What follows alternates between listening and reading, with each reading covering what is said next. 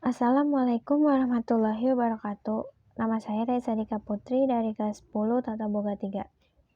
Cerpen Hikayat Si Miskin. Pada zaman dahulu ada seorang miskin laki bini berjalan mencari rizkinya berkeliling negara antah berantah. Adapun nama raja di negara itu adalah Maharaja Indradewa. Beberapa raja-raja di tanah dewa itu takluk kepada Baginda dan mengantar upeti kepada Baginda pada setiap tahun.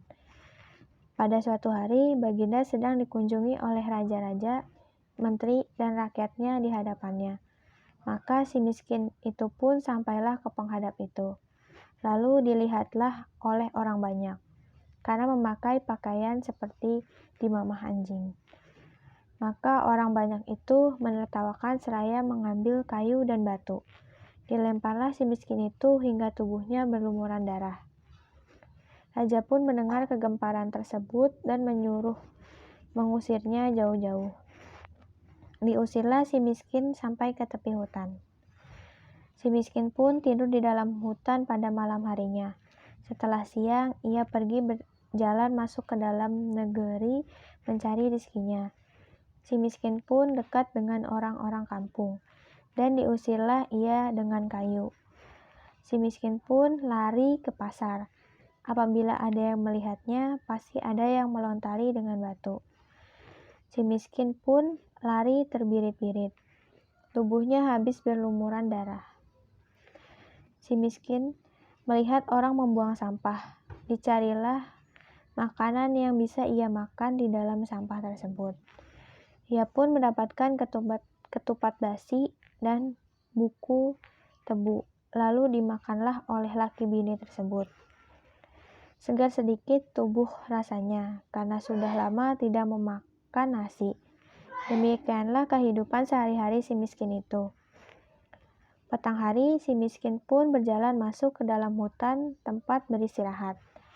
Lalu dibersihkan darah-darah yang ada di tubuhnya yang sudah kering. Dan ia pun tidur di dalam hutan itu. Pagi harinya, si miskin berkata kepada istrinya sambil terseduh-seduh bahwa ia mati rasa dan ingin mati. Lalu menangis pula istrinya itu sambil membersihkan tubuh suaminya.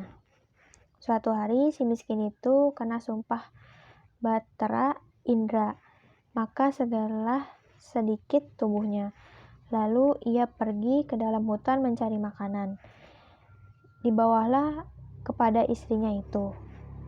Setelah beberapa lamanya, ternyata istri si miskin itu hamil 3 bulan. Karena hamil, istrinya menangis, ingin makan buah mempelem. Suaminya pun pergi ke pasar mencari buah mempelem. Setelah tiba, ia takut diperlakukan jahat. Lalu ia meminta buah mempelem kepada orang pasar tersebut, dan ternyata ia diberi beserta nasi, kain baju, serta buah-buahan. Kemudian ia kembali ke rumah. Saat sampai di rumah, istrinya tidak mau memakan itu. Istrinya hanya ingin memakan buah mempelem berasal dari taman raja. Lalu ia pergi menghadap raja. Saat sampai, sujudlah ia memohon kepada raja, dan ternyata raja memperbolehkannya. Setelah itu pulanglah ia. Setelah di rumah, ternyata istrinya menyambut dan langsung memakan buah tersebut.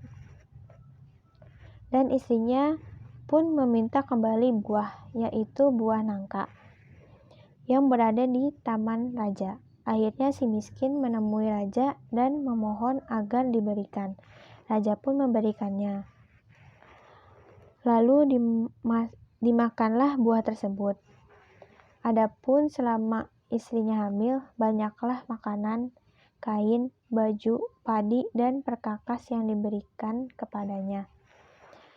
Pada saat yang sempurna, istri si miskin pun beranak, melahirkan seorang anak laki-laki yang memiliki paras baik dan elok rupanya.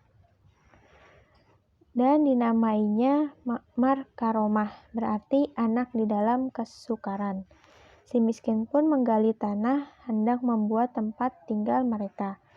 Saat sedang menggali, muncullah sebuah telaju yang besar, berisi emas yang sangat banyak.